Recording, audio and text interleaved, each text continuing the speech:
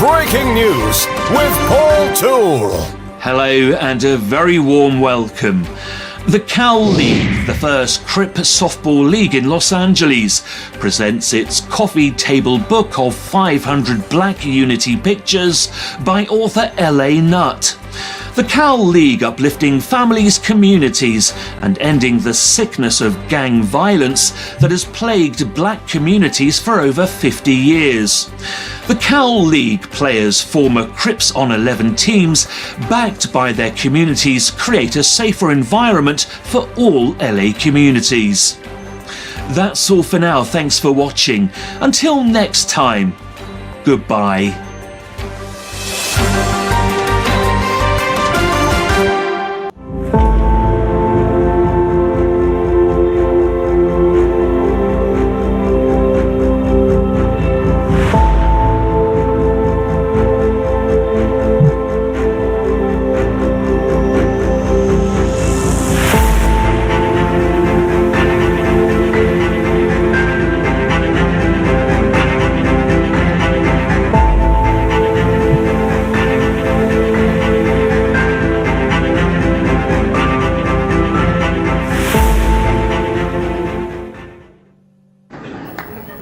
What makes you righteous? You see, I don't smoke, I don't drink. I won't fornicate and I won't commit adultery. I don't smoke dope. And I say all my prayers every day. And I give whatever I can in charity. And what else do you do? But what do you mean, what else? Is there something else? That's nothing. That's vanity. So you don't smoke, so what? So you don't drink. You don't use drugs. So what? What are you doing to better the condition of others? What are you doing to reform where you live? And if you do nothing to reform society with the knowledge you have received, then you are guilty of concealing knowledge. And that is a cardinal sin. Welcome to the show. I'm your host, Dr. Crip, man. I'd like to thank Big F for them words right there.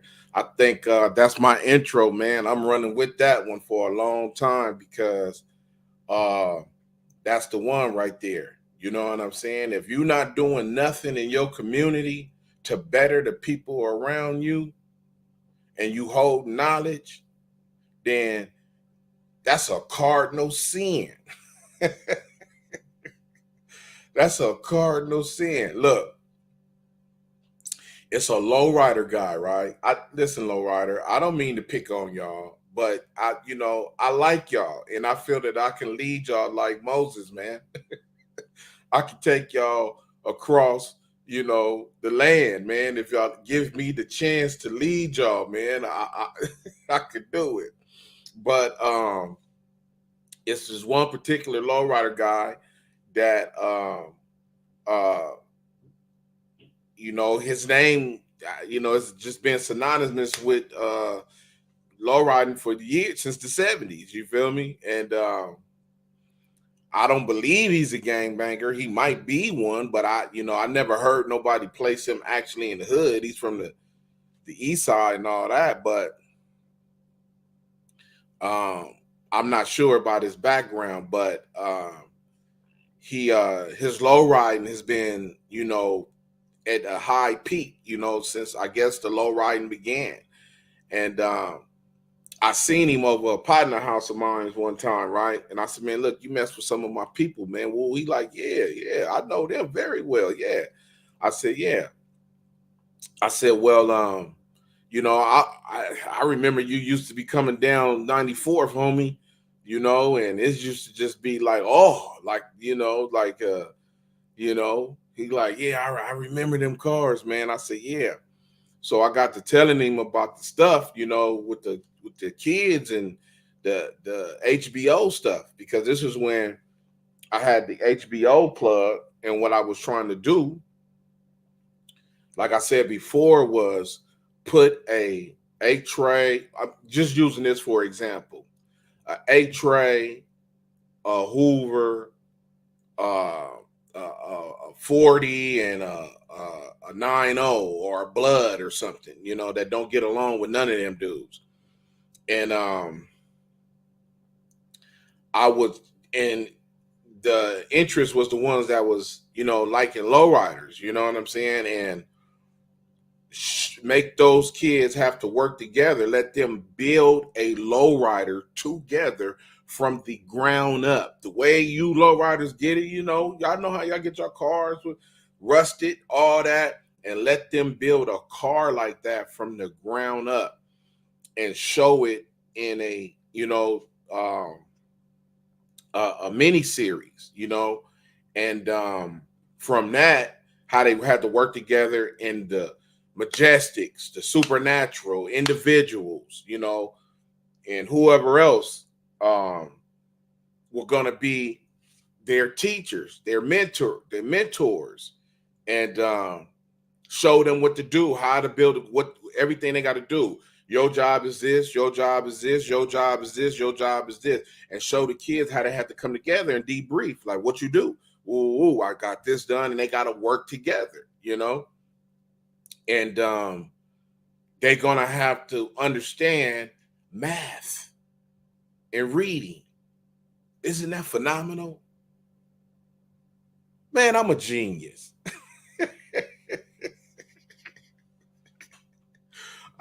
Hey, look, like big, I don't know if that's vanity or ego or whatever, man, but that's genius, man. You can't knock the guy who, I ain't never had no low rider. Don't knock me. Big ideas don't always come from the people that's in that lane, So, I wanted to show this. This is education, man, because that's what I'm a part of, education. And reading and math was going to be part of this. And, when the car is finished, you feel me? When the car was finished, you auction the car off to Ice Cube, Dr. Dre, Dub C, and all the rest of them dudes that, y'all come buy this car for the, that the prices that y'all pay for them cars, that's immaculate like that, the $60,000, $70,000 and all that. Some low rider car, I wrote the document. I wrote a script for this guy, right? I wrote a documentary. It's called a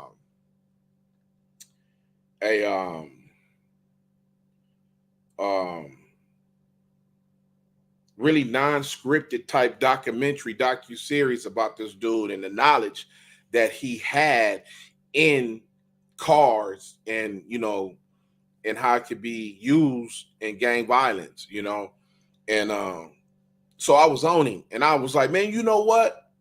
I said, homie, you gonna die with all that knowledge. And your family ain't gonna benefit off of it. Your kids ain't gonna benefit off of it. Nobody. It's just gonna die with you. And he looked like, man, I want to do something, man. You right. He like, man, I want to do something, man. You right. You right, man. I want to do something, man. Let's talk about it, man. Let's get it together. You know what I'm saying? Let's get it together. You know what I'm saying? Let's do something, man.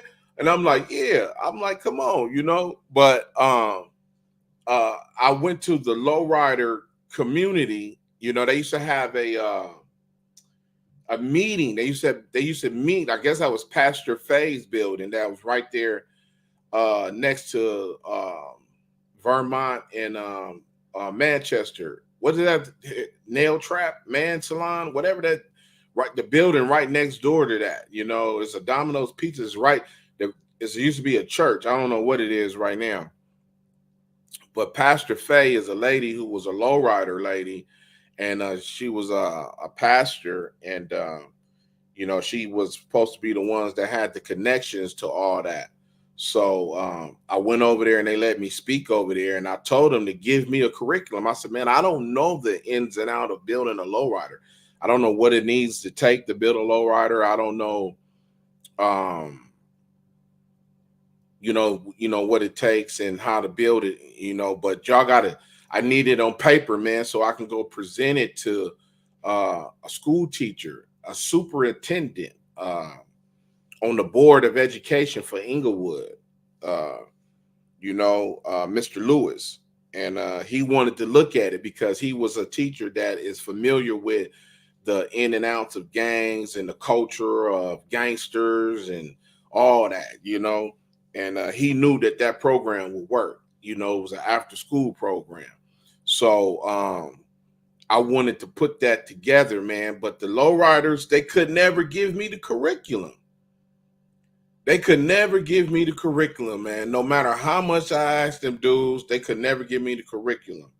And we could have made something because HBO was interested in it. You feel me? They was like, man, if you get that done, I'll have to make a sizzle, what is called a sizzle reel. It's a short video trailer about what is the video, what is going to be about. And that stuff is still able to be done to this day if the low riders, if they can come together, man, and just have a meeting, man, about it, man, and just let me take the wheel, man, and I will help you dudes out, man. Let me lead you, I don't know if you watch Transformers, but the ones, that Mark Wahlberg is in. Remember when the diesel truck dude, not Megatron, the other one, Optimus Prime. He had the prehistoric Transformers, they was like rebels, but during that, it's one of those scenes, he tell them, let me lead you. And that's what I was trying to do with the lowriders, let me lead you. And we was going to make history, man. And it's still possible. And, it's a lot of things that they can get accomplished, man, if they work together, man, and stop trying to it ain't about just coming out on Crenshaw and going to the Palladium and all that stuff, man. It'll never probably play out. People are always going to cruise and all that. But if that's the top of the line that the black lowrider culture is going to get, because, when you look over at Hector and all them, they got museums, commercials, and everything. You feel me? The women even got commercials now, building lowriders and all that type of stuff. Where y'all at? When y'all gonna get commercials and be a part of something, man? They had a commercial one time. They had a Chevy commercial. And it was the guy, I can't think of his name, but he was a Damu, and he had a shop in Inglewood. And I told him this story, and he was like, man, that's the stuff that I'm trying to do, man. We working on that, right? But I don't know what happened. But I do remember that they had one commercial. This was years ago, the lowriders. It was a Chevy commercial, I believe. And I mean, that's it. Other than that, all that other stuff, the individual achievement has been made, Sunday Driver, I believe, whatever it is. But that's just like a Crenshaw tape. It's nothing special about that. It's just the same thing. It's just showing what Crenshaw and lowride and all that is about on Sunday. I didn't get any educational value out of that. I watched it, everything. It's a good thing about low riding. You just, probably some information, But far as something that I was trying to do, you know what I'm saying, that's going to impact the community and not just gang banging kids, but kids in general. You know what I'm saying? Bringing them together, because some kids that gang bang need to see kids that don't gang bang, how they get down. Like, man, well, like I don't. I don't get down like that, my friends that I went to school with, man, they got successful lives, man, they don't gang bang, they doing good, you know what I'm saying? They don't. So that's why I know it's GAMD, a gang addiction mental disorder, man.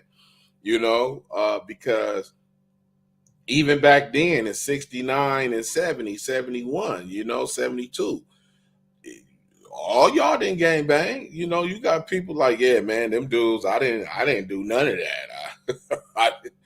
I didn't do none of that. I went to school. Like, yeah, I see. Yeah, I own my house on the block.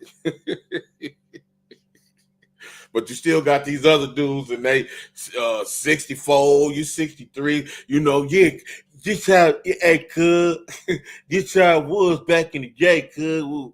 Like, what do you own? You know what I'm saying? What kind of property you got? You know what I'm saying? Do you got a business?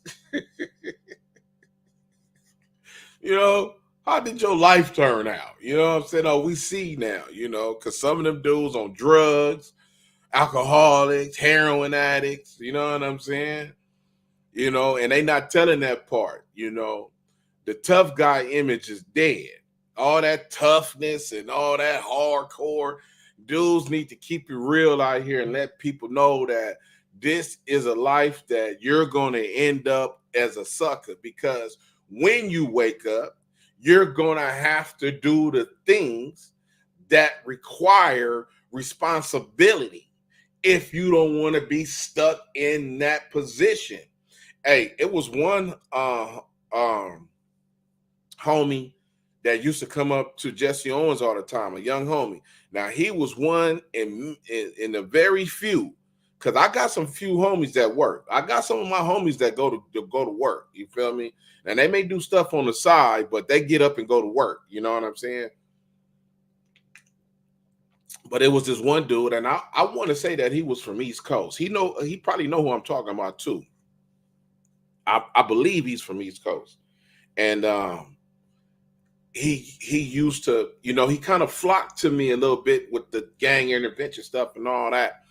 And he was like, yeah, big homie, like, I be hearing what you be saying, man. You know what I'm saying? He like, man, I went to trucking school. You know what I'm saying? And he on the road and he killing them. He make money and he getting paid. And I was like, man, you on your way, bro. You on your way. You just, keep doing what you're doing. Don't worry about this.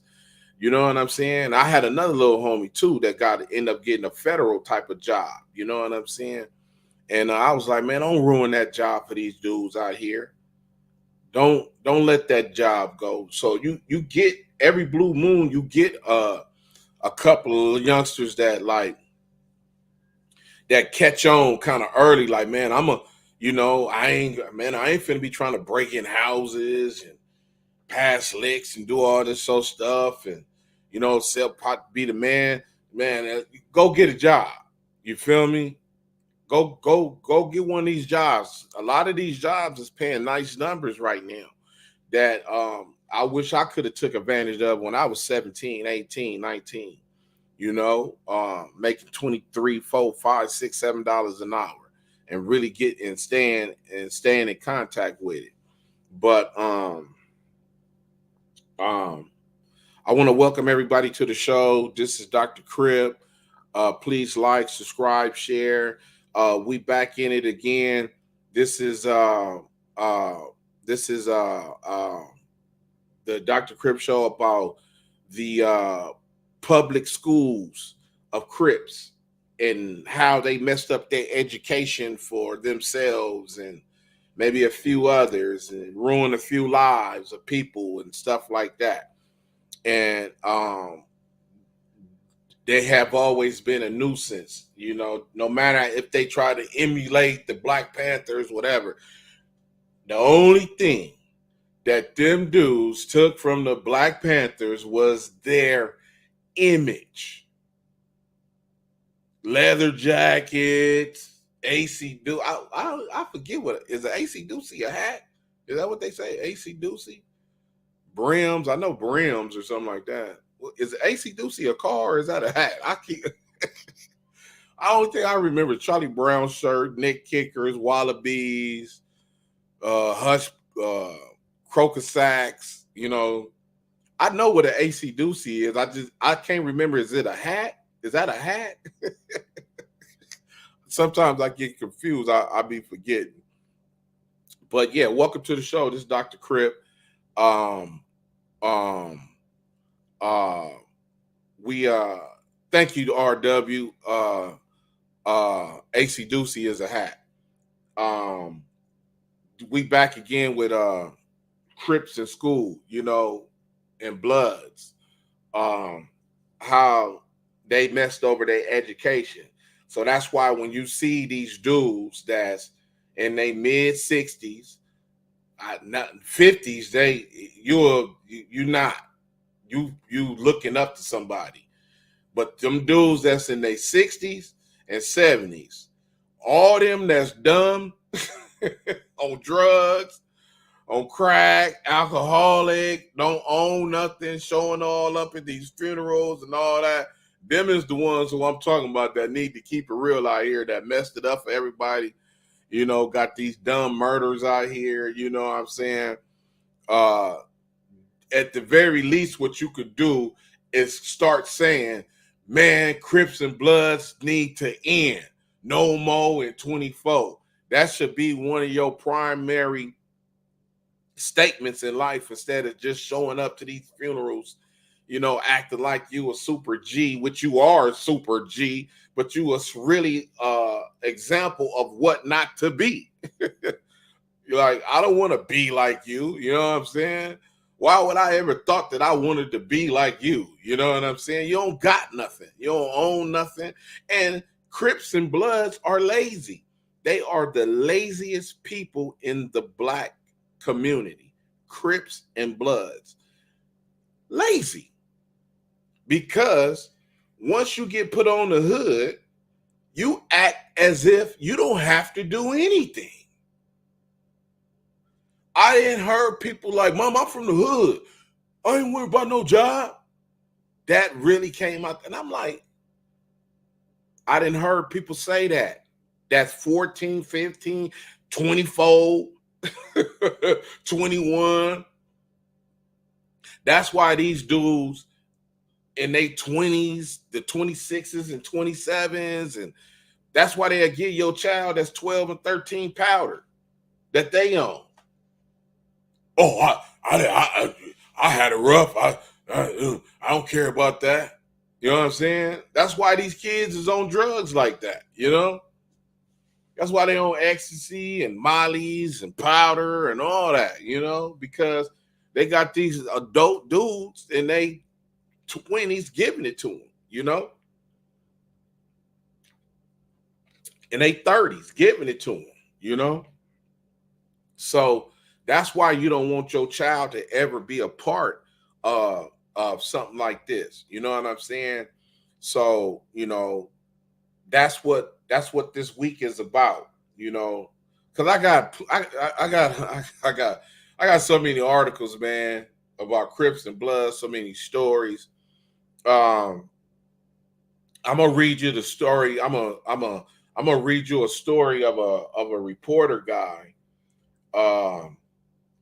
that he was battling. This guy was a journalist, right?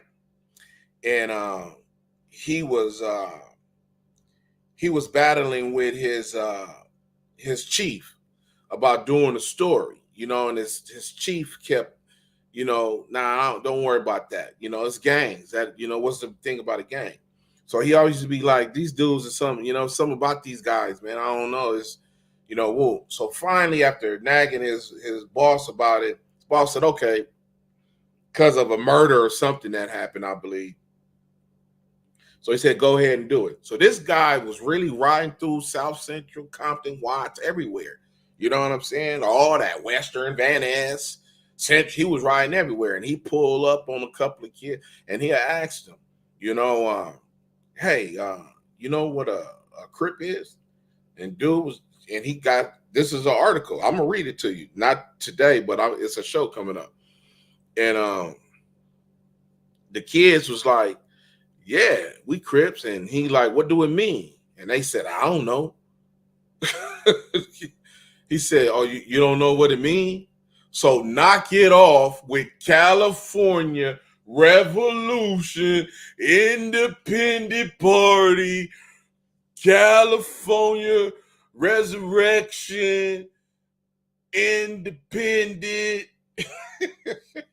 knock it off. You feel me? And I'm gonna read the article that show that they didn't know what Crip meant. It didn't have a meaning or anything like that.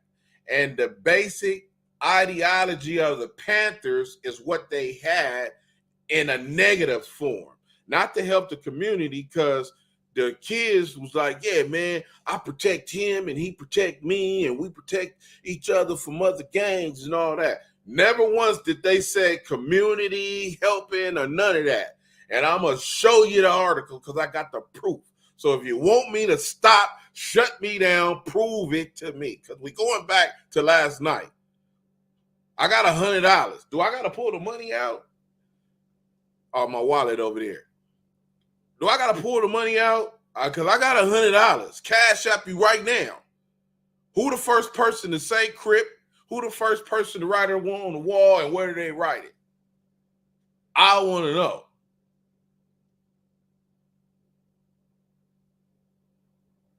Bloods too. You got to have all that information. I need proof before you tell me anything, because that's what I deal with facts.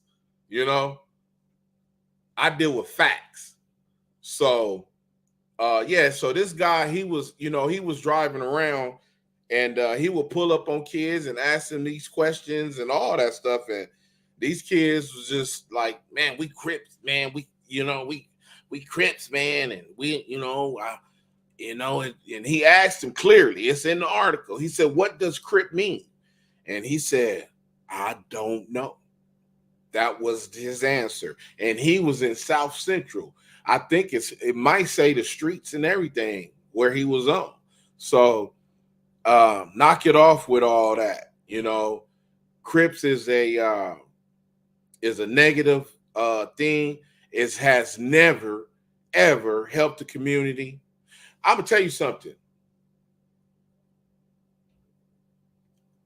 Johnny Cochran helped get that hospital built, Martin Luther King, because a woman was having a baby or something like that, and she had to go somewhere else.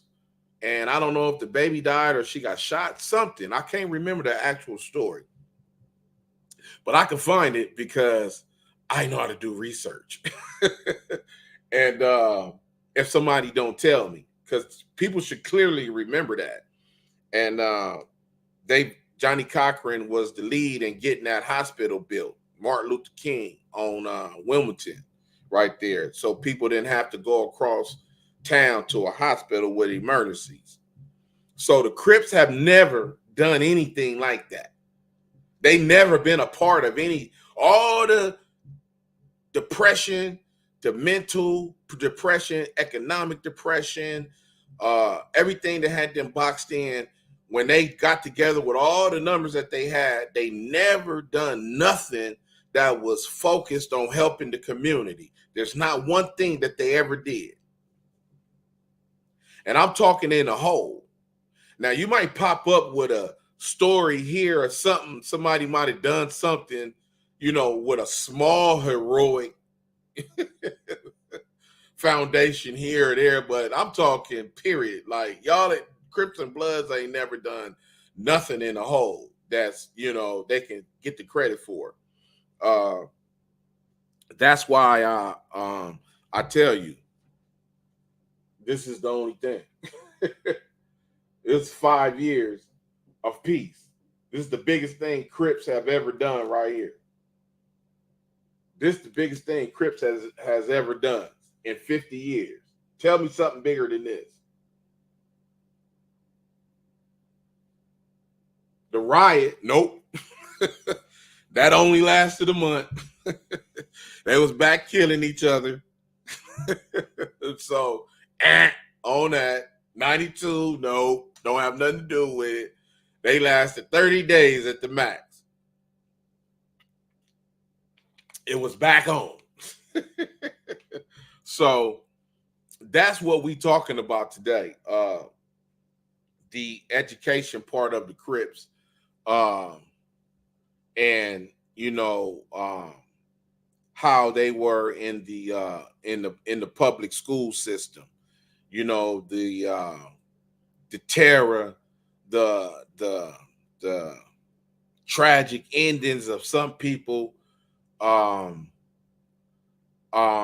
Even the track star dude that went to Washington, you know, behind one of the Palladium incident that made the Crips famous, even that guy threw his life away, whoever he is, that guy was on his way to being a track star, he was one of the fastest in the city in hurdling, according to the article. He had records and everything. So Crips and Bloods can not only ruin your life, they can destroy your life. Yeah. And that's just an example, RW, of what can happen, you know. But yeah, this show is about the Crips and Bloods in schools, the destruction of Crips and Bloods, and the how they missed their education at the very least, with being trapped in, a system that was already messed up. You know what I'm saying? They didn't even get the education out of it. Let me pull this article up so I could show you how these dudes messed up their lives. I don't think oh Lord. Well, I was gonna read one article. I'm gonna read this other article, and I'm gonna find that other article later, the one that's on the screen. I was just using that as a thumbnail to really show you that this is what they were doing. But I'm gonna start with this one because this is the one. This article is called "Violence Stalking Schools Hallways." This is the Lincoln Opening Journal, and this article was done Saturday, May 3rd in 1975 by Donald P. Myers. It says, in Los Angeles, a deadly little gang of toughs calls itself the Crips, short for cripple, which is what it does to its victims. In Coatesville, Pennsylvania, students suspected of being drunk are asked to blow up a balloon in Chicago last year. 89,517 school windows were smashed, and Richard Wiley, chairman of the Federal Communications Commission, says that the average 13-year-old has seen 13,000 murders on television. Violence and vandalism in American schools cost $500 million a year, equal to all the money spent on school books in 1972.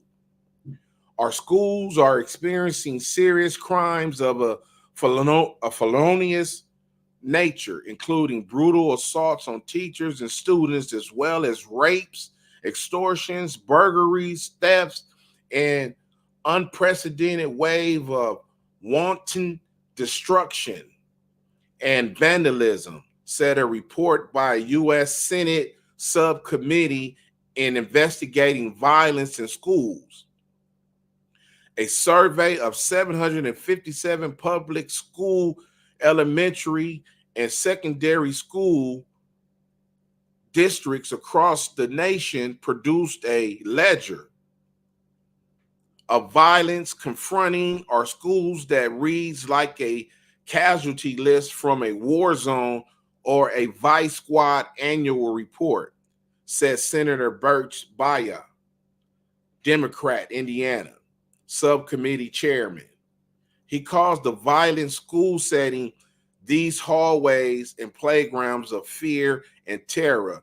In a UPI survey, school officials blame the problem on many things: themselves, parents, racial prejudice, drugs, and a permissive and violent society. The problem is that too many people accept schools to be an oasis of love and brotherhood in a world filled with hate and bigotry, said Stanley Rideout, head of security for Pittsburgh schools. The New Hampshire legislature is responding to juvenile vandalism with a bill to make parents financially responsible for damage done by their children. If parents are hauled into court and charged with failure to exercise parental control, and then I got to read I'm going to go to the second one. Hold on.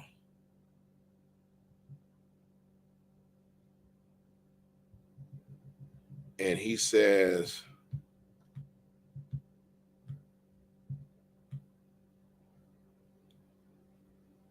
and in addition, have to pay for the damage done. We'll see some new and more respectful attitudes demonstrated by those youth involved, says Senator Robert Monier, sponsor of the New Hampshire bill. Now, check this out.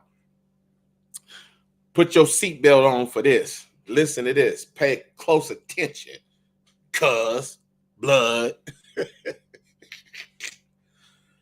The Crips of Los Angeles have two auxiliary units: the Cripettes, composed of girl members, and the Junior Crips, made up of elementary school children, according to the Senate subcommittee. I'm going to stop right there because I know y'all like, wow. So don't trip, you know. I'm going to stop right there. Now, tell me you want your child gangbanging.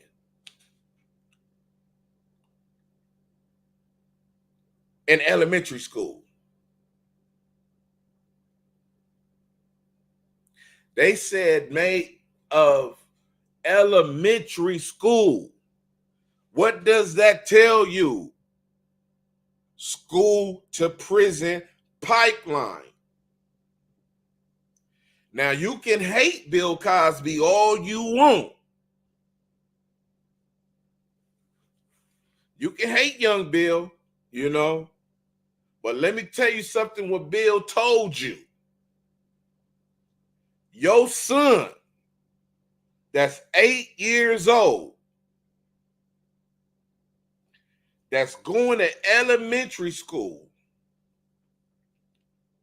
if his attendance record has too many absences on it and he's failing or doing average, at least almost average, they already have a number for him, statistically speaking, because they feel that he is going to prison when he's 18. This is how they base the prisons being built off of. Your child's school records. Yes. Oh, he going to jail. Yeah. Oh, yeah. He going to prison. Yeah, he going to prison. Yeah, it's for sure. He going down. That's how they built. That's how they built them prisons like that. And hold you dudes that did a murder and 71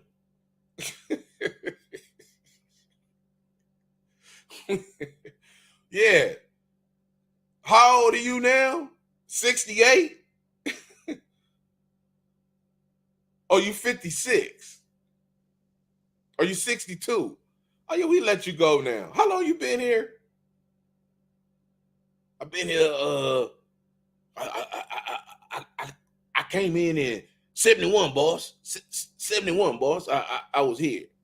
Man, we're gonna let you go.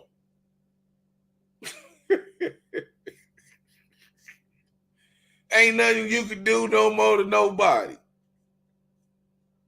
Listen, check this out. Then you went to jail in 71. No. You went to jail in 79.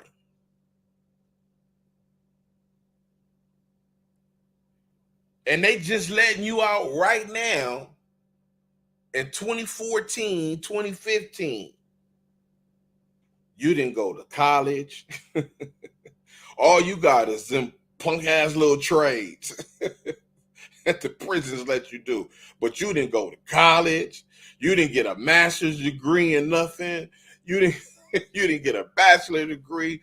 You spent your time wondering, man, when I get back out there, I'm take back over the streets, cuz I'm big whoop-de-whoop, cuz I'm big such and such blood. They know me, blood. You didn't do nothing. The whole 40 years, the whole 30 years you was in there.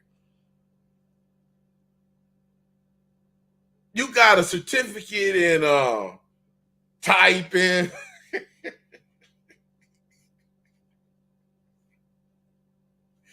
And you got a certificate in typing,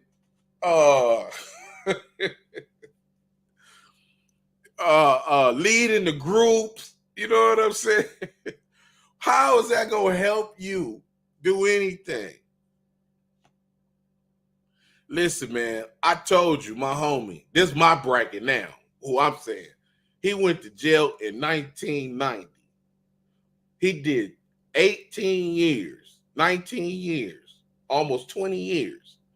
When he got out of jail, he walked out to a job paying $80,000 and better with room to grow. When I talked to him the first time after I seen him about almost a year when he got out, I ran to him at the Deuce at the 92nd liquor store. And I said, man, he said, yeah, as soon as he said that, I felt about this big. People called me, oh, nut, you wise, you smart, you this, you that. Man, you got a brain on you. No, I don't. I'm a dummy. The whole 18 while he was in there, this is what I was doing. God just slowed it down and threw in the gang intervention. That's all he did. But you a dummy. Man, I should have been out raising a family with a cool job, went to school, got me a trade like everybody else. Instead, I'm doing this. This dude get out, probably already then bought his house, everything, man. Come on, man. Knock it off. If you put the mind to use, man, the mind will work. Come on, man. I can't do nothing, man. I can't do nothing. I told the homie, I said, man, listen, man, every time I see you, I feel like this big. Because I can't believe that you walked out of prison after. He said, no, look. He said, and, I'm a supervisor on my job. I run the whole, I got my own crew, everything. He said, and when I tell them that, you know what I'm saying? They don't believe me. He said, I got to go whip out the prison pictures with the perms and, I said, yeah, because you got to know how to flip. You got to know how to flip it. You know what I'm saying? You got to know how to flip it. You're like, yeah, I could talk educated, white, everything. You know what I'm saying? Because you are educated. You went and got your degree in what you do. You know what I'm saying? He went and got his full master's degree. I said, man, you mean to tell me that I've been out here doing Come on, man. Don't waste time in life, bro. Don't let your kids waste their time in life going to the park, going to this hood street, the house where they hang out. Don't let your child throw their life away because they being lied to. The image that they see is negative and is false. There is no gang in the history of gangs that is successful. Tell me one gang.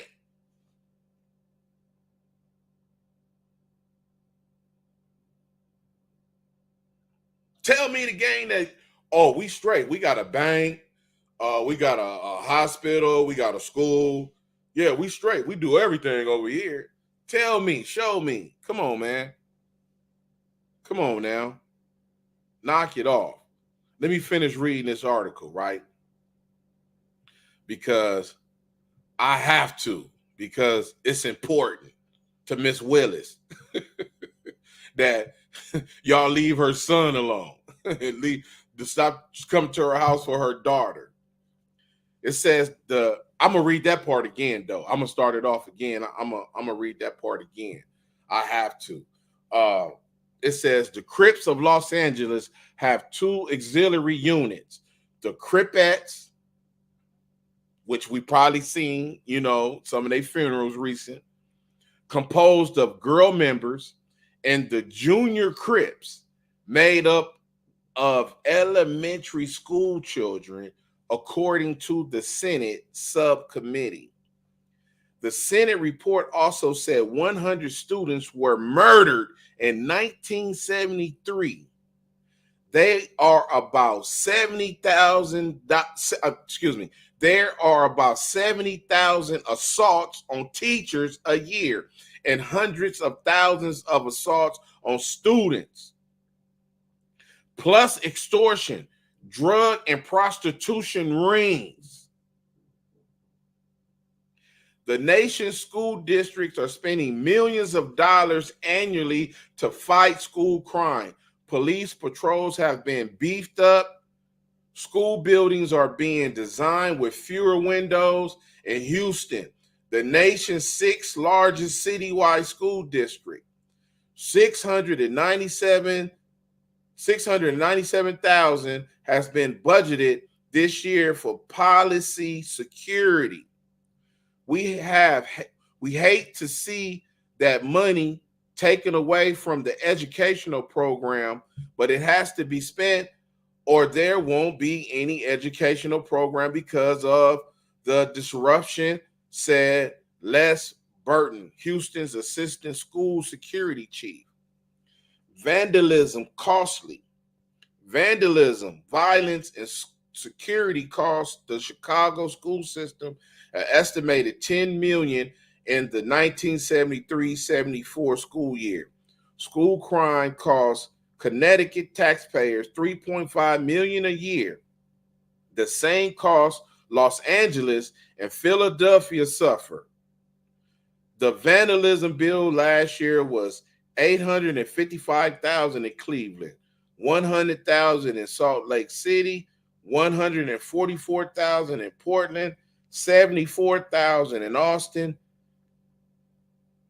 Texas, $185,000 in Seattle, and $80,000 in Tucson, Arizona. That is your Crips, what they done to the school system. This is what they done to the school system. Can you believe that? This is what they done to the school system. You feel me? They have literally destroyed the school system. You understand what I'm saying? Literally, they have ruined the school system and set it up to where 50 years later, your school, where your children go, cannot get a decent cannot get a decent education. You feel me? Cannot get a decent education. I'm trying to find this other article so you can see. I'm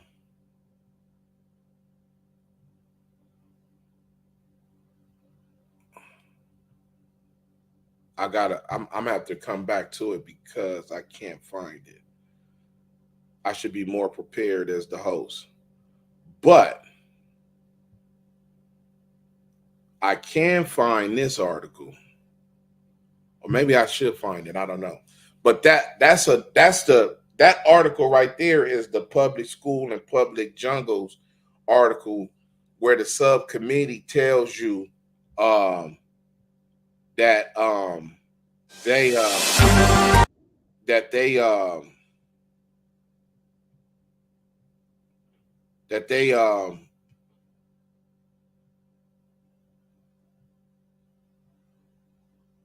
that they spent all that money on and what was the findings of the school system. Hello, Dr. Crip. One move away. What it do? Hello, Dr. Crip. Let's end the sickness. Fascinating stuff about the Bloods and Crips. This is useful information. Thank you, Doc. Hey, look. Hey, one move away. He said, this is useful information because this is something that you could go tell your kids and let them know. This is what you following.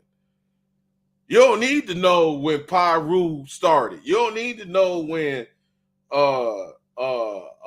neighborhood started. You don't need to know all that. What you need to know all that for? That ain't gonna help you in nothing. You know what I'm saying? But this information right here can save a child if they pay attention to it. See the difference? It's a big difference in telling, hey, look, I'm finna tell you when the East Coast started. So sit down. I'm finna tell you something. You need to hear this. Okay. But you're not gonna tell them, listen, about these deaths that all these kids was doing. All these teachers getting raped and abused. I got all the art. Man, listen, man. You don't find nothing like that on any of these podcasts, bro. Let's just keep it real. Everybody is into endorsing Crips and Bloods because they want to see it continue. They think that they show is the show that is special enough to, it's been done,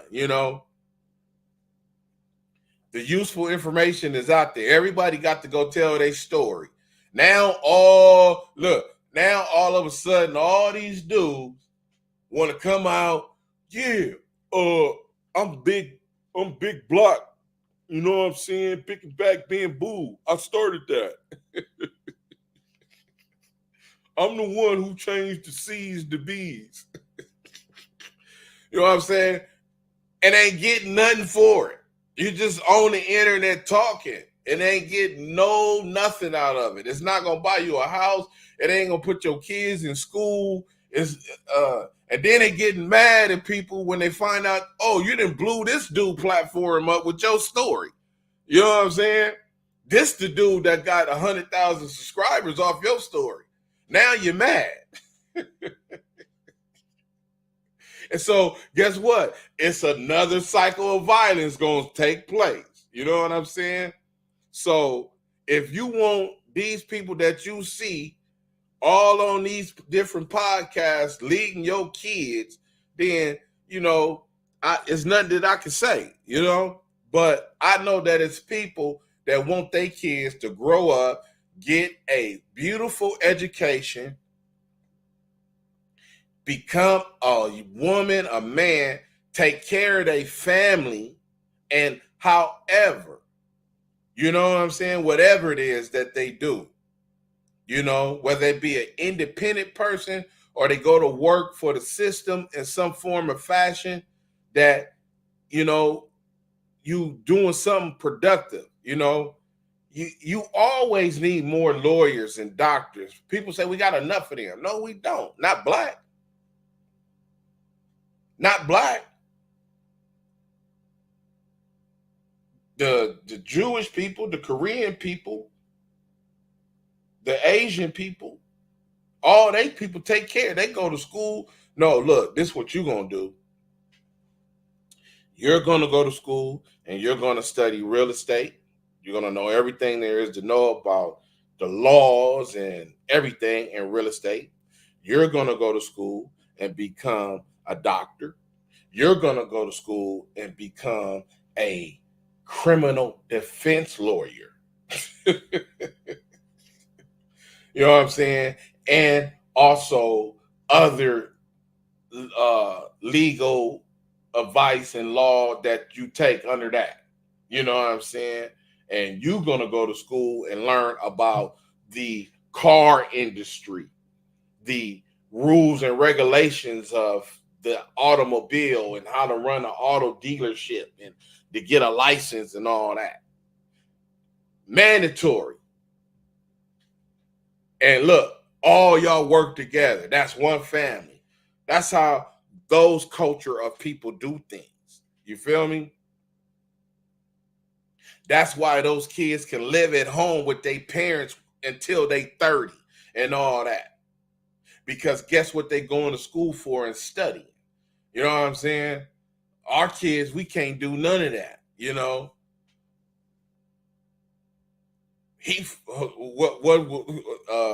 King's son, he say, what'd he say?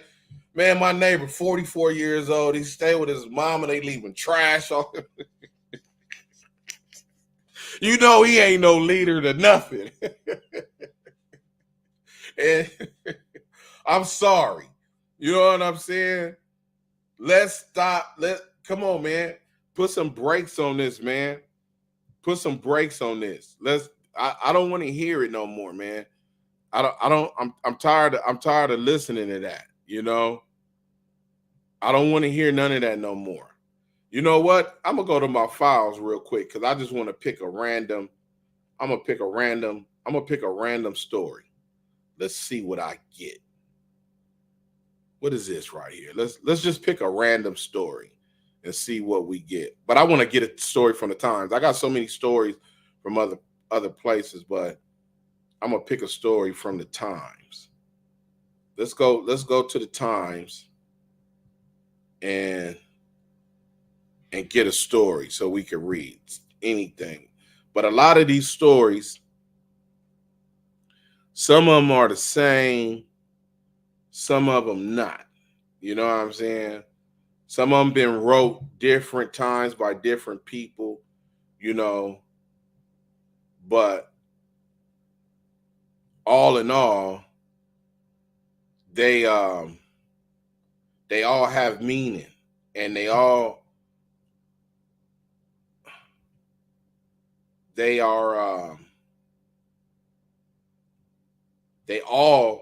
tell the story of the Crips, of how destructive everything was.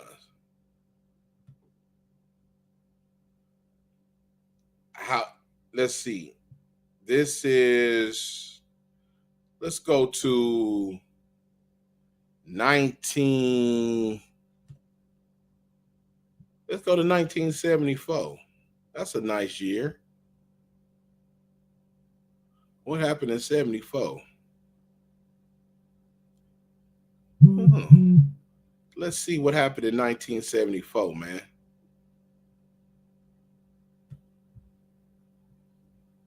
Let's see what happened in 1974.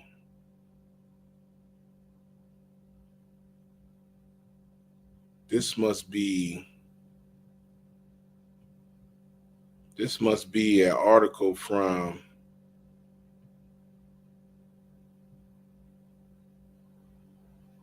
Oh, here we go.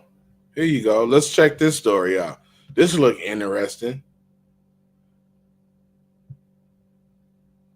One convicted, second cleared in poly gun death. So this was Long Beach. Very interesting, huh? Johnny Blair, 18 of Los Angeles, was convicted Wednesday in Long Beach Superior Court of second-degree murder in the fatal shooting last November of infant girl near Poly High School. Blair's co-defendant, Ronald Sherman, also 18, was found innocent of the same charges by jurors who deliberated more than 22 hours. Jurors found Blair guilty of second-degree murder, assault with a deadly weapon, and use of a firearm, and commission of both crimes. Sherman was exonerated of the same charges. Judge Ernest Kelly, I gotta blow it up. I ain't got my glasses on.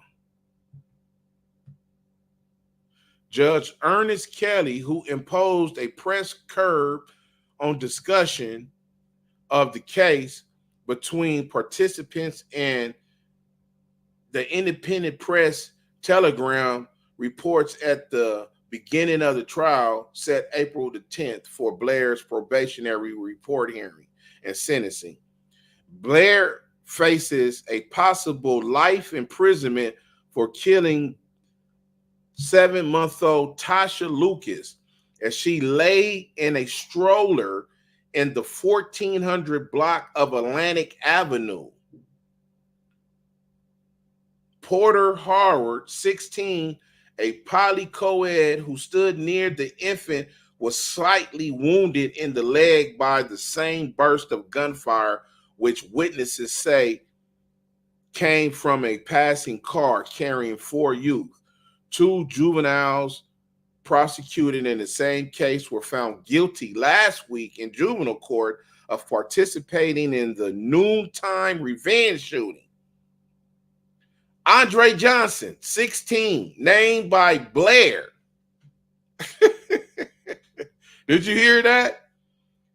Andre Johnson, 16, named by Blair as firing a pistol at the same time into a crowd of poly students, was convicted of second-degree murder. Anthony Tarkenton,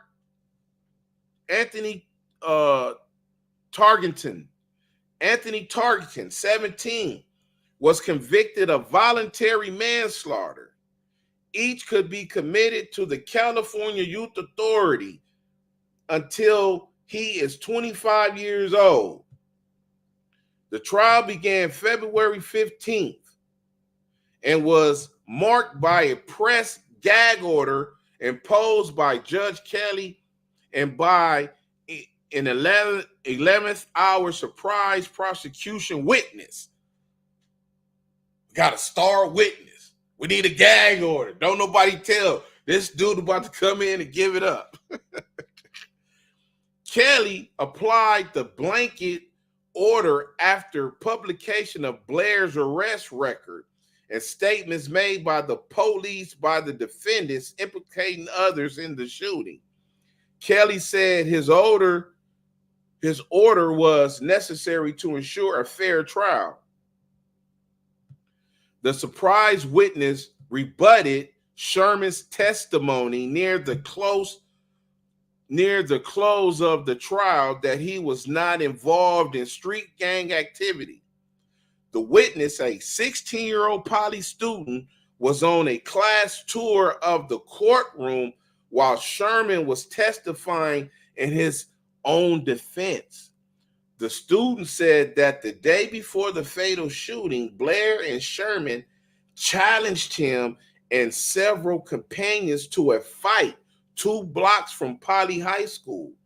The youth said Sherman identified himself and Blair as members of the Crips, a South Los Angeles area street gang, according to testimony.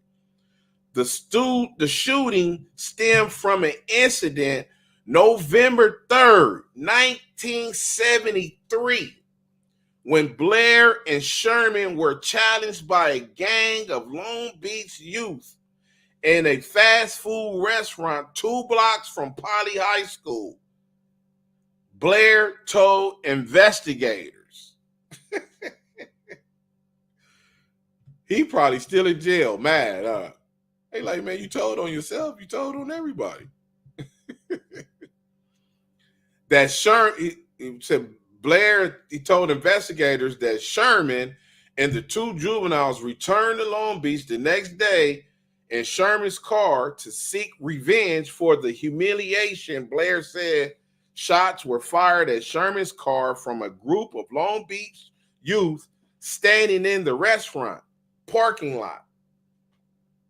Police later found a bullet hole in a fender of Sherman's car.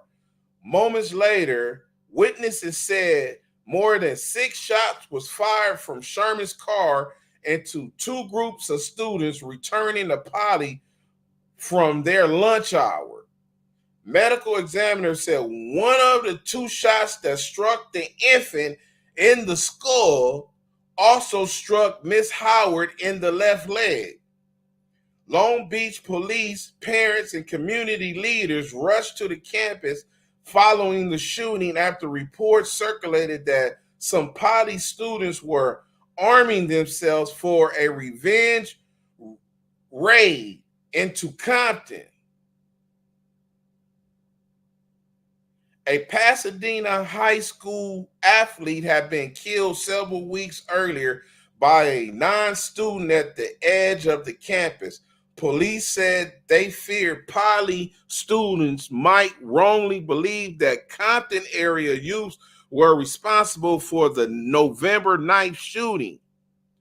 Blair and Tarkington were arrested in South Los Angeles an hour later after Los Angeles police said they saw Tarkington try to hide a pistol when he and several juveniles were asked for their identification. Los Angeles detectives said they held Blair and Tarkington for Long Beach homicide detectives because they matched descriptions of suspects in the Poly shooting. Outside the courtroom, after reading off the verdict, Sherman's attorney said the juror's decision surprised him. I felt all along he was not guilty, but I was afraid to hope for it, said Charles Gangloff, a deputy public defender. Damn, that dude fought a murder with, either he told or something had gone on. He fought that with a public defender. The verdict made me very happy for Ron. He's a good boy, comes from a nice home. It seems that just this once he got in with the wrong crowd. Sherman's mother, present during most of the trial, was at her Los Angeles home Wednesday when the verdict returned. In the courthouse parking lot, minutes after Kelly dismissed jurors, Sherman stood against a wall waiting for his mother to pick him up. He was released after authorities determined he was not wanted for other crimes. I can't tell you how good I feel, he said, grinning broadly as he lit a cigarette. Wow. That's a crazy story right there. That is crazy right there. So look, that dude basically told on himself and started telling on everybody else. And he was the shooter. Those stories sound kind of familiar. History repeats itself. You know, I tell you right now, if you ever killed a kid in gang violence, or you thought you killed a kid in gang violence, you need to get on your knees and pray to God for forgiveness and beg him to let you into the heavenly gates, because you think that you're going to heaven if you haven't asked for forgiveness of the family, of the community, and of the child that you killed. You surely got another thing coming. You think that you may can do good and go to church and do stuff. That ain't good enough. Especially if you took a child's life. You got to do a whole lot more than that. I'm sorry. You talking about the rest of your life on planet Earth, partner. You got to give it up, everything, if you took a human life, especially a child. I ask for God for forgiveness every night. Some nights I forget, like anybody else, but I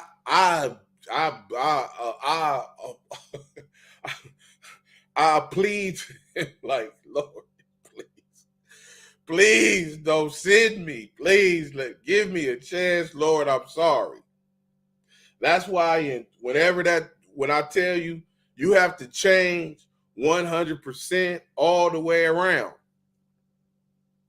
Because when I pulled up, and when is that, 2017, 18, and you think, I told the homies, yeah, them dudes out over there, and them dudes went and did something. If somebody died that day, that is on your head. Oh, you think because you're doing humanitarian day and giving kids some toys and medical supplies and food, that's going to excuse you from telling these dudes that these dudes over here was hanging out and them dudes got together and went down there and shot and killed somebody? No, that is on your head. And I don't know how long ago it was after I told the homies that. And then like one day, I think I might have been driving again, and some could have been, I think it was a couple of months later. They said, I'm thinking, and God came in a ferocious surge through my body and implemented all that thinking. Oh, you think that you excused from this? And I was like, I was driving. I was like, oh, Jesus. Oh, I'm sorry. Oh, I ain't doing that no more. Oh, I stopped doing that.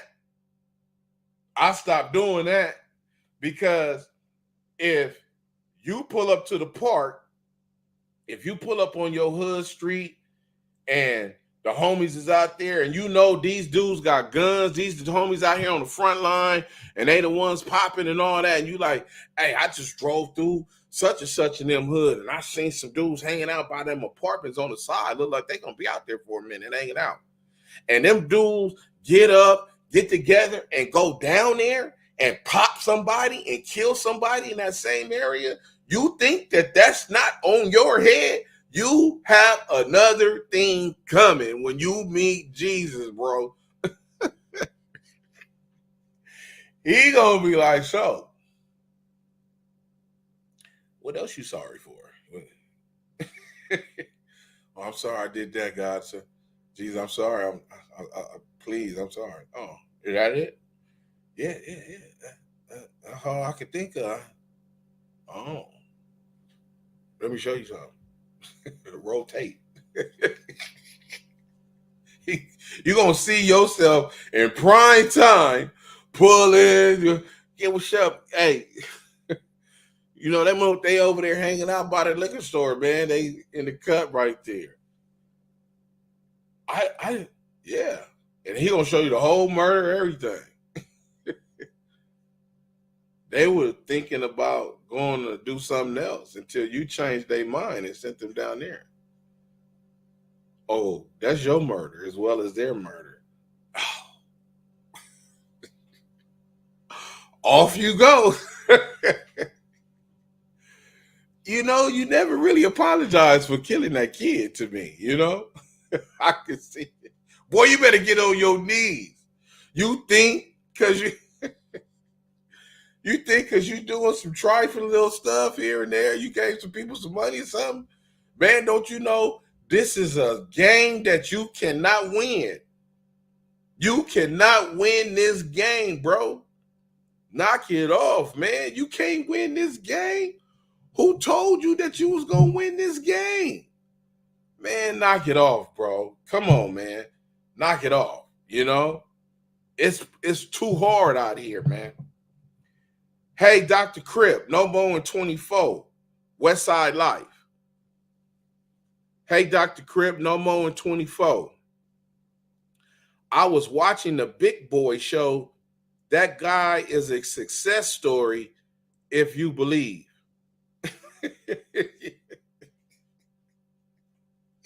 Hey, look, that is a trip story. Now, look, we did hold them people hostage. We held Big Boy hostage, not in the sense like that, but in the fear because he didn't know who was out there on the other side. I'm ugly, tattoos on my face. This dude, ugly, gang looking. What no way they was coming out. What no way. I think that was DJ E-Man, man. Who, if he had the same staff at over at the beat that he got a Power 106 now, them the same people. They should know this story. You know, and that's how God works. He put you in positions to where if you don't benefit off the grace that he gave you, I was still supposed to be talking to Big Boy to this day because of the fear that was in him. And when he realized that this was all a mistake, these are things that you can never take back. You can never get back. You know what I'm saying? He always gonna know that story. You just have to bring it to the forefront of his mind. It's there. Just like Al Jarreau. I was telling the story about Al Jarreau last night, Steve Harvey. It's there. It ain't going nowhere. It's there. You just have to pull that story up. And when we walked back in that back room and I gave him the Hennessy bottle and the bag of weed, and he was like, oh, just like, he like, man, what's going on, man? Because my boy, the two African-American twins, I believe they are the first twins to win gold medals in the 400-meter race or something like that.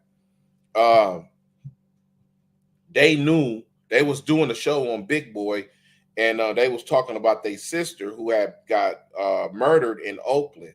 And of course, the 9-0s was one of their friends, you know, and he happened to hear it on the radio 6:30 in the morning after leaving the strip club. And he turned on the radio. So it's 6 o'clock, 6:30 in the morning when Big Boy come on. He heard him in his sleep, woke up, called the radio station, didn't know what part of the radio station he was calling. He called the business side of the radio station. So that was God right there. That young lady that picked up the phone, she took that message from the homie and walked it to the other side of the building and gave it to Big Boy. That was not her job. She did it anyway because, I was just trying to leave a message. I didn't know. Woo. So, okay. Boom. Everything sounds legitimate, you know? So, Big Boy, it's 6:30 in the morning. The twins telling their story. He said, look, man, it's 6:30 in the morning. People already calling up here, up early, ready to lie, talking about they know you and whoop, whoop, this and that. Whoop, they know y'all. Whoop. So the twins is, you know, who is it? Tell us who it is. Oh, such and such. Who? And Big Boy told us, he said, the reason I called him, talking to the homie, he said, the reason why I called you is because when I said your name, they both was like, what? Call him back. And that's why I called you, because their sister got murdered. They not gang members. So is this a good deed by a gang member? You go kill the people that killed their sister? Or you go shoot? You know what I'm saying? Is this a good deed? You know what I'm saying? Who's to say? But, they forever grateful for that, And Big Boy called the homie back, and as soon as he called him back, oh, hello, because he sleep. And, when he finally understood that he was on the radio with the twins, cuz, Brody, cuz, what's up, cuz? Big Boy like, hey, wait a minute, man. You live on the radio, bro. You got to cut all that out, man. You can't do that. So, they got in contact with each other. He went, met with the twins. They did their book. They had a book. They did a book signing. He got autographs from Whoopi Goldberg, Phil Jackson, and somebody else, another famous person. I can't think of who that is. So when the day that he did that, he wanted me to come with them, but we had a meeting at Jim Brown house that night. So I said, you got to do that by yourself. Make sure you get this and that, because he wanted to go thank Big Boy. Now, see, here go the tricky part. And I'm a snake oil salesman. I know you don't know if what I'm selling is it BS or is it the real deal? You know what I'm saying? 99.9 of the time, I got the real deal, So he wanted to go thank Big Boy. So I said, okay. So I told him, I said, listen, man, let me explain something to you. Today is such and such day, about the 12th or something like that of December. The show that he did was that week, woo. So I said, listen, homie, Big Boy, I looked at the calendar. I said, listen, Big Boy's going on vacation, homie, on the 22nd. That was a Friday of that year, 2001 or 2 or something like that. I said, homie, he going on vacation. That's going to be his last day on the radio. It falls on the 22nd. So if you want to get that out to him, you need to do it before he leaves, because that's going to be the last day, So he like, all right.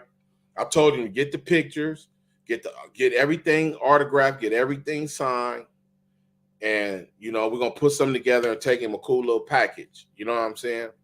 Because he had his cousin is a rapper or something. So I want to meet Big Boy, play the music and all this. Okay, get everything. I got you. Don't worry about it.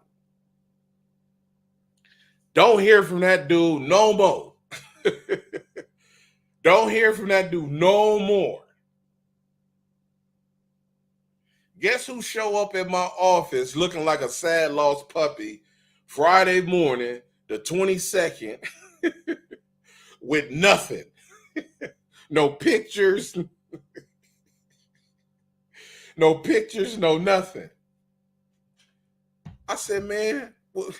And he looked, man, I said, come on, man. Come on, let's go. I said, come on, bro, let's go. And I'm chastising him all the way there. Man, you got me doing this. I got to put all my skills to work now. I got to put all my snake oil salesman stuff to work, everything. I grabbed about 6 bags of weed, put them in my pocket. I don't know how, because, you keep the bomb. You know what I'm saying? I don't know how this is going to work. So I said, come on. My office is on Western, right? Across the street from the Deuce, across the street from the liquor store. So I said, come on. We walked across the street. I bought the Christmas box of alcohol, the Hennessy box with the liquor and all that, the gift, the Christmas bottle. You know what I'm saying? And got a card, got a Christmas card, the nicest Christmas card they had on the rack in the liquor store. See my homegirl 12, rest in peace. 12, sign this card for me because my penmanship is boo-boo. His penmanship is probably boo-boo. Boom.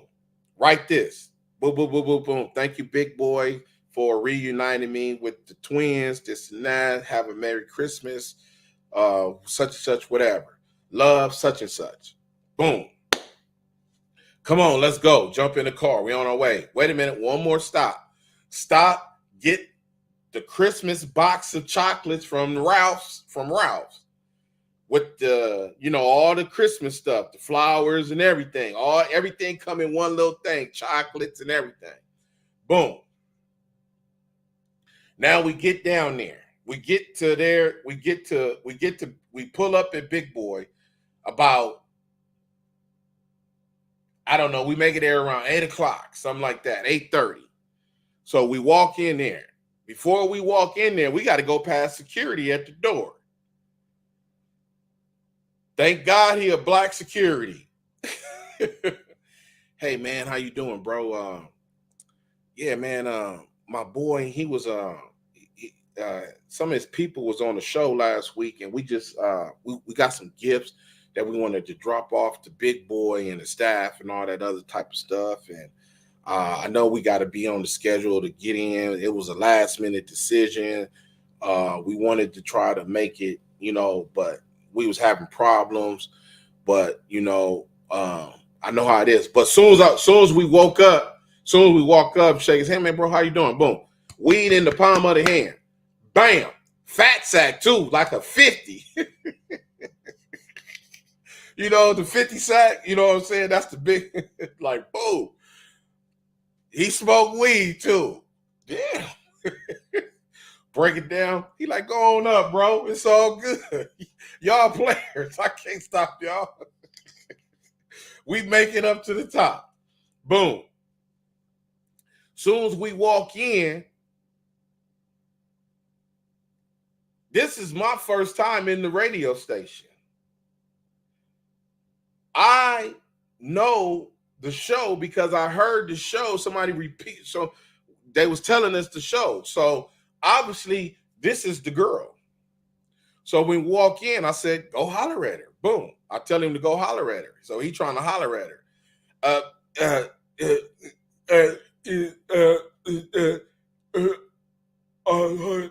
She looking at him. She ready to pick the phone up and call the police. I got to step in. I said, hey, how you doing? Is your name happen to be, I think her name was Michelle or Maria or something like that. She said, yeah. She said, okay. A few weeks ago, this guy called in the radio. Boom. You took a note back to Big Boy. Boom, boom, boom. It was two guests, two twins. They track stars. Boom, boom, boom, boom. She said, I remember that. Yeah, you called the wrong thing. And he's sitting there like, oh, yeah. She like, yeah. So she's like, what's up? And he said, well, I told him not to do this today, to come up here before. I told him to come the next day, when after he connected with the twins and all that, to come bring y'all some, we have some gifts and stuff like that. So she said, oh, you want to give something to Big Boy? He said, yeah. And she seen the chocolates and all that.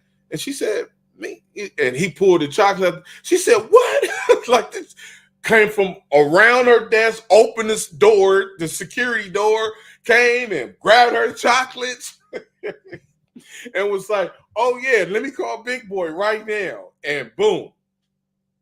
She went to eating her chocolates and all that, sitting there. You feel me? Gave her rose, gave this dude a hug and a kiss. And he's smiling like, I'm like, it ain't over yet. Calm down. Man, do you know Big Boy stayed on the radio an extra 30 minutes to an hour because this is his last show. Christmas vacation is coming. He's not going to be back for 2 weeks. So he did 30 minutes extra, ran into the next DJ time. You know what I'm saying? They can't say nothing. It's Big Boy. So we got to sit there and wait. So now the show is over with. So now they got to come out. It's only one way in and one way out. You got to pass us. So now The first dude come, I guess they get the phone call, she tell him. So the first dude come look, and he look at us, hey, how you doing? And he walked out and he walked back in and he go to the back, and I guess he go tell Big Boy, man, them niggas are some gangbangers out there. Man, man, Big Boy, what you do, man? You owe somebody some money. Them dudes look vicious out there. So now we sitting there waiting. An hour done passed, 2 hours done passed. Now he get nervous like, man, calm down. And I'm looking at her. She looking at us. She ain't really saying nothing. Then she pick up the phone without saying that. I know she called back there again like, hey, these guys are still out here. Boom. So now a female come. You feel me? And she looked at us like, hey, how you doing? Whoa. Close the door. Go back, tell Big Boy, oh, yeah, them dudes is them dudes is super killers, man. Boom. So we done waited about almost 3 hours now. They back there can't leave because they got to stay with Big Boy. Finally, I think it was DJ E-Man.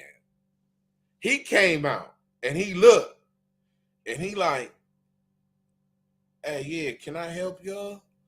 And he like, and I'm like, go talk to him. And he like, yeah, I want to talk to Big Boy. I want to, say what's up to him, and, I got something for him and all this. And the DJ looking like, oh, what? Yeah, ugly. No. Like, what is that? They like, no. Like, hey, man, like, he said, hey, man, it's cool, but Big Boy really don't talk to people and he don't really accept gifts and all this and that. So now he looking kind of sad. So, because you got to know how to talk to people. So I step in again. I said, oh, okay. I said, thank you, bro, for coming out here. I said, man, we didn't mean to cause any problem. It's just that this guy was the guy that Big Boy called maybe about a couple of weeks ago. I did a show with the twins, Jamel and Jamal, I believe that's their names, the two African track stars. They was talking about their sister, the murder of their sister and stuff like that. And he just wanted to come bring a gift to Big Boy. He took a little bit too long, but it's okay if you can give him the gift or whatever. And he said, yeah, I'll take the gift. Okay, it's cool. Shut the door. We start walking. We're finna walk out the lobby, walk out the door. DJ E-Man opened the door. He said, wait a minute. Are you such and such? And he like, yeah, that's me. He called me. He said, what? He said, hold on. He went back there, told Big Boy in the back. He came back and he said, man, y'all come on back here. So now he done got life back in him. We walking back to the back and all that, right? He giving back the bag, the gift bag. And we walking to the back. We come in. Big Boy like, man, what y'all gonna try? Y'all got people back here. Y'all trying to kill us, man. He's like, we didn't know what was going on. We laughing and he gave him, he like, yeah, thank you. Gave him the bag. Big Boy seen the bag with the Hennessy. He like, oh, yeah. He seen the weed. He was like, oh. He was like, man, y'all real ones, man. I can't believe that. Sat back there, talked to Big Boy a whole nother hour. God gave us his number, signed him up with stuff. I never called him. This dude never called him. None of that. You know what I'm saying? Big Boy had him held hostage for 3 hours. Always believe in God when he opened the door for you, man. You know what I'm saying? You can never go wrong. You know what I'm saying? You can never go wrong. Hey, this is my Level Up t-shirt. See this? Say Level Up, right? Check this out. Spears. That's Spears Elementary. That's their motto, Level Up, right? Spears Elementary, Frisco, Texas. That's my grandfather's school, homie. You know what I'm saying? Don't get it twisted. See that? See that plaque right there? It's my grandfather right there, man. Otis Spears, homie. Don't get it twisted. Check this out. Hey, look. I didn't mean to keep all y'all that long, man. You know what I'm saying? We gonna get into some other shows a little later, but I do have to always have to bring you the evidence of why kids should not be in gangs, man. You know what I'm saying? No more in 24, man. We don't need any more kids throwing their life away. You know what I'm saying? And tomorrow, we will be back with another show, homie. This is Crip Week. Crips and Bloods in public school system, how they terrorize schools, how this was never a positive thing. It was only negative. Do not let your kids be joining in a gang, man. So I want to thank everybody for coming. RW, thank you once again, man. AC Deuces, man. You know, that's them big old hats, huh? Why they was wearing them big old hats like that? That's the